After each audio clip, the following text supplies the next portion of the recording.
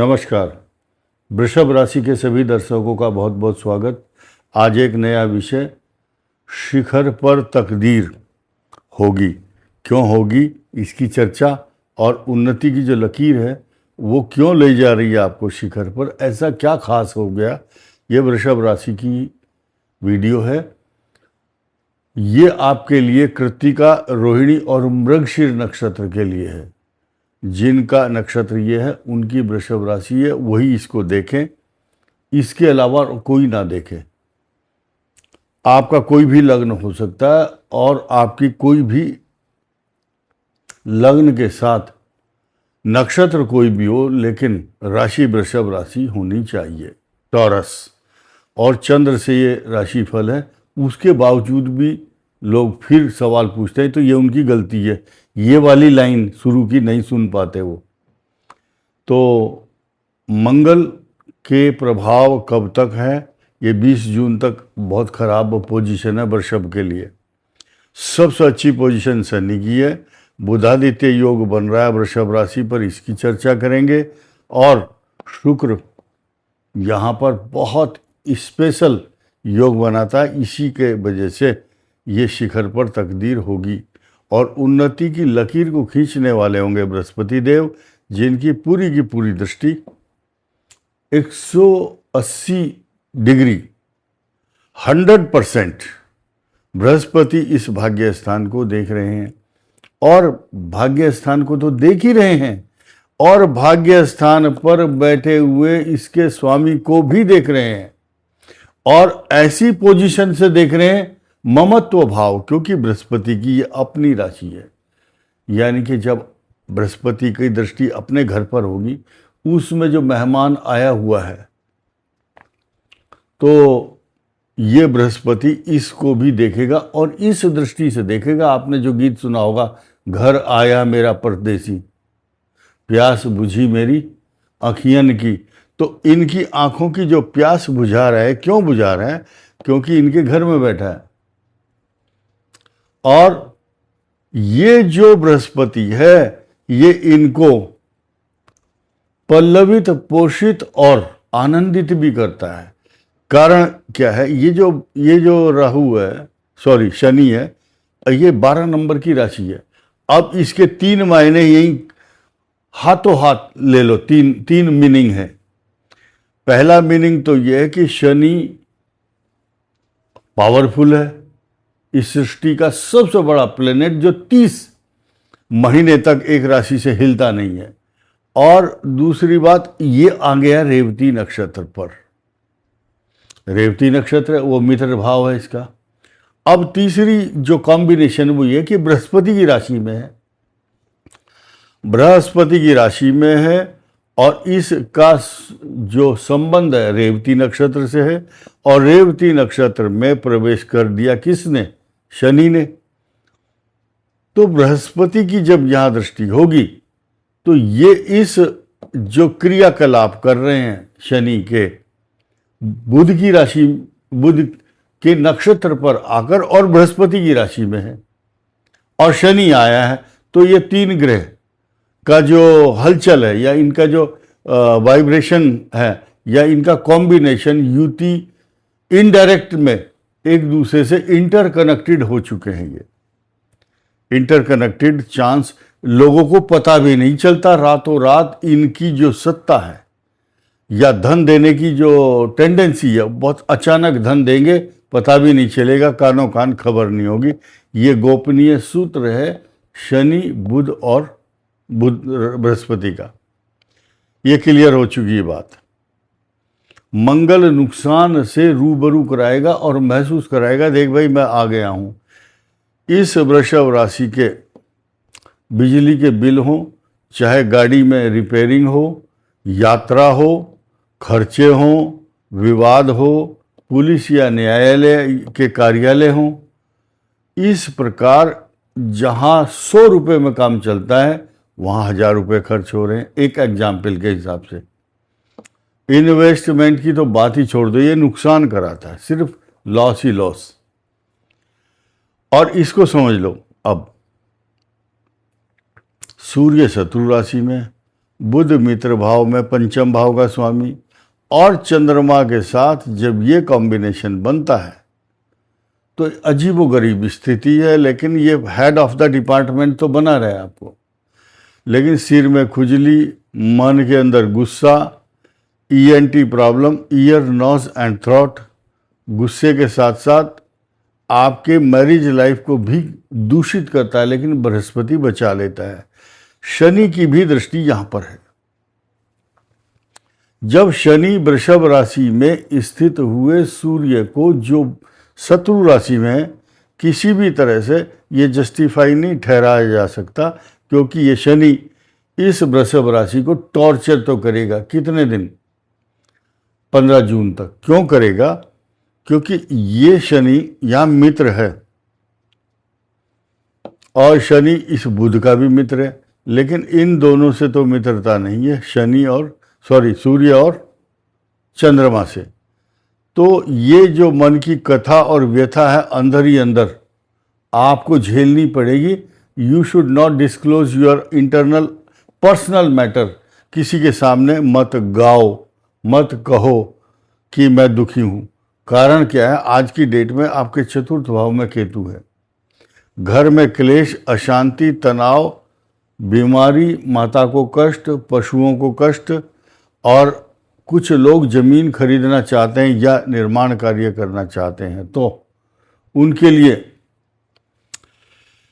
जो केतु है, केतु की जो दशाएं हैं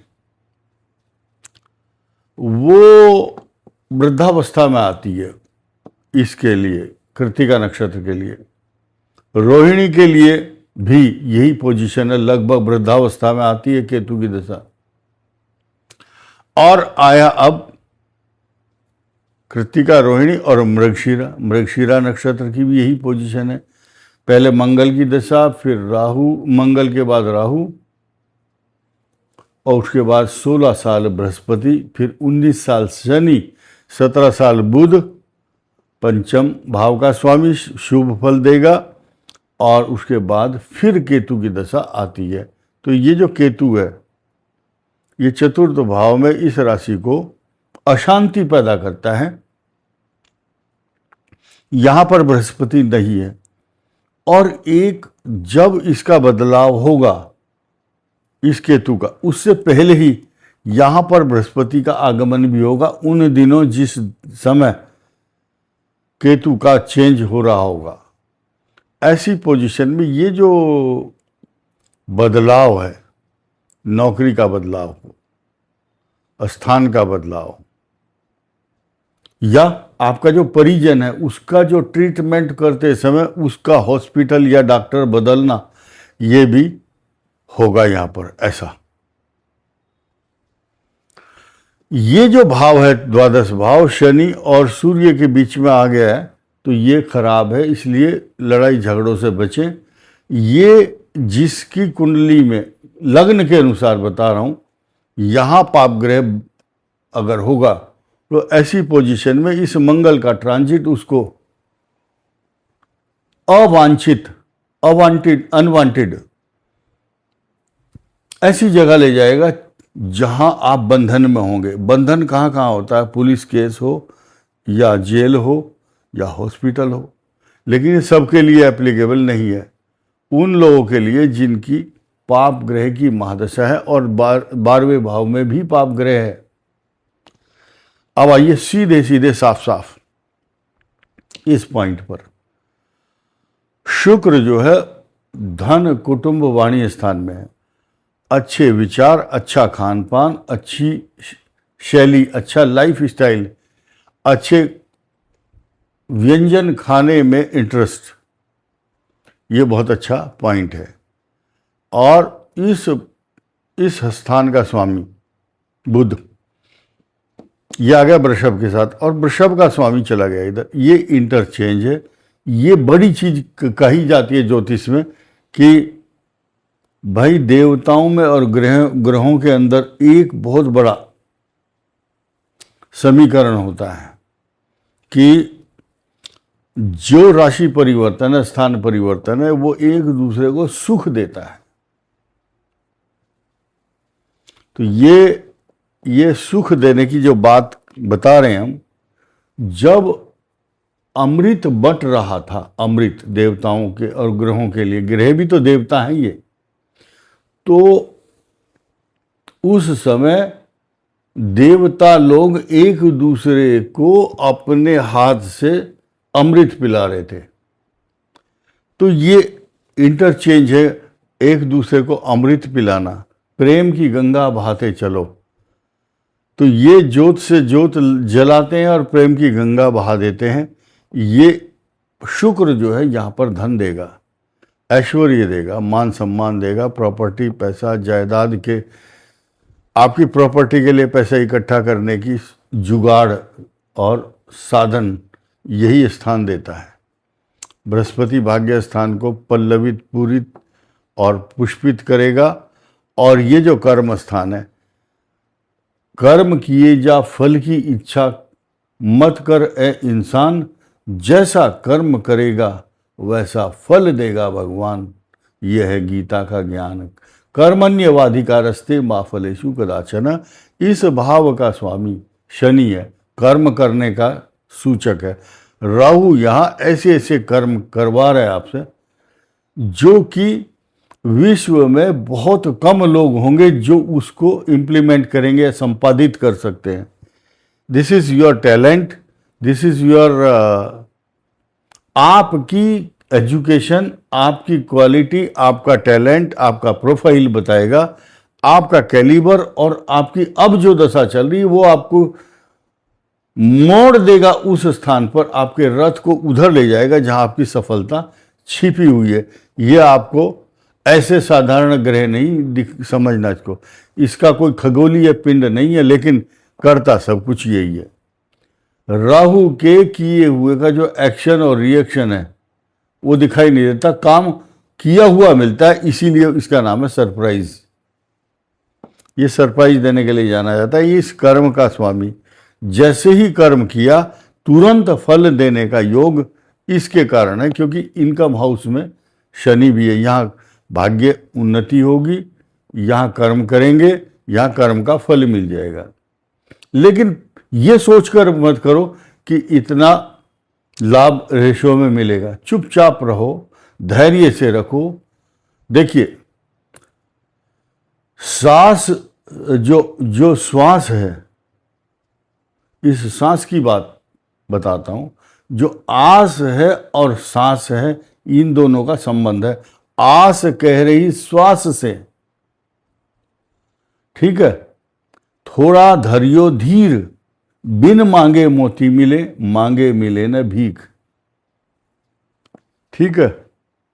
तो धीरज धर्म मित्र अरुणारी, जो मनुष्य धैर्य रखेगा, कुछ पेशेंस रखेगा, तो ये जो शनि है इसका दसम भाव का स्वामी, ये आपको सब कुछ देने के लिए आतुर है और तैयार है और इनकी झोली भरेगा। कुछ जो बदलाव हो रहे हैं 11 तारीख से शुरू हुए हैं। ये 11 मई मंगल, 14 और 15 को सूर्य, और 17 तारीख को जो ट्रांजिट है बुध का जो नक्षत्र है रेवती, मीन राशि में शनि का जाना सबके अरमानों को पूरी तरह से अच्छा करेगा वृष राशि वालों के लिए, क्योंकि उन्नति की लकीर खींच करके ये चले जाएंगे और शिखर पर तकदीर ले जाने के लिए इनके जिम्मा बृहस्पति, शुक्र और ये बुध चंद्रमा, इनकी पराकाष्ठा राहु केतु के कारण जो आपके बदलाव हो रहे हैं उसमें खर्चा तो होगा, लेकिन लाभ जरूर मिलता रहेगा। आपको गणेश जी की उपासना और भगवान शिव का जो परिवार है उनकी आराधना अगर 5 मिनट भी करते हैं एक बार, या फॉर्मेलिटी करते हैं, रोज गए प्रणाम किया, उसका फल मिलेगा। आपको एक चीज और ध्यान देनी, जिसका कर्ज नहीं उतर रहा है, जो गरीब है या मनोकामनाएं पूर्ण नहीं हो रही है किसी भी मामले में, मैं नाम नहीं लूंगा, कोई भी काम है, आपके अपने घर में कम से कम 40 दिन तक नमक का पोछा लगवा दो या पोछा नहीं लगा सकते तो एक लोटे में 1 चम्मच नमक डालकर अपने घर के द्वार पर ऐसे एक लकीर खींच दो। वो जो नमक की लकीर होगी वही उन्नति की लकीर होगी, शिखर पर होगी तकदीर। घर में जो बीमारी है, टेंशन है, गरीबी है, अशांति है, पॉजिटिव ऊर्जा का प्रवेश होगा एकदम, क्योंकि शनि ही नमक है और शनि इस समय देना चाहता है लेकिन उसको बहाना चाहिए। नमक की खुशबू से शनि करेंगे बेड़ा पार। और इसके अलावा गणेश जी की उपासना करना शुभ रहेगा। इस वीडियो में इतना ही। धन्यवाद, नमस्कार।